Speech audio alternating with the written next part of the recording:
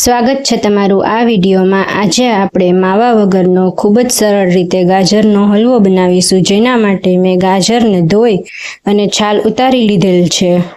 1 kilo ગાજરનું આટલું ખમણ તૈયાર થઈ ગયું છે। 1 ચમચો ઘી મેં ગરમ મૂકેલું છે। ઘી ગરમ થઈ ગયું છે, હું ગાજર ઉમેરું છું। બધું ગાજર ઉમેરી દીધું છે। હવે આને થોડી વાર ઘીમાં સાતળી લેશું।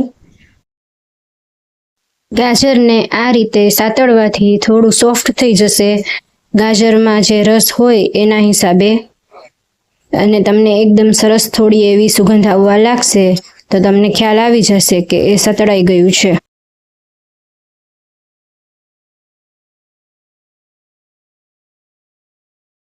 ગાજર સતળાઈ ગયું છે એકદમ સરસ।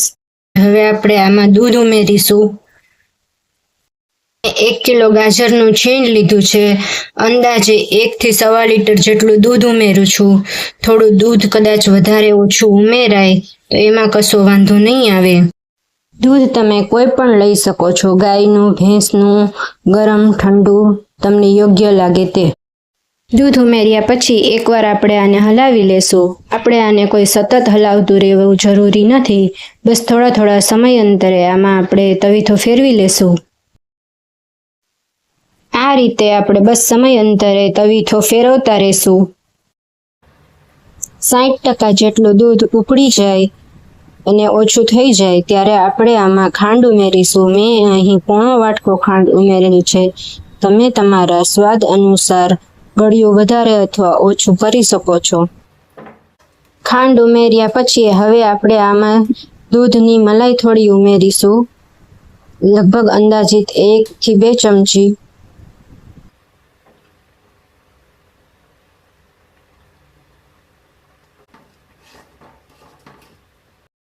હલવો જ્યારે આ સ્ટેજ પર આવી જાય, થોડું એવું જ દૂધ અને ખાંડનું પાણી આપણને દેખાતું હોય ત્યારે થોડું એક્સ્ટ્રા કેરફુલ રહેવાનું છે હલાવવામાં, નહીં તો હવે એ ચોંટી જવાની બીક રહે, માટે એને સતત હલાવતા રહેવું પડશે।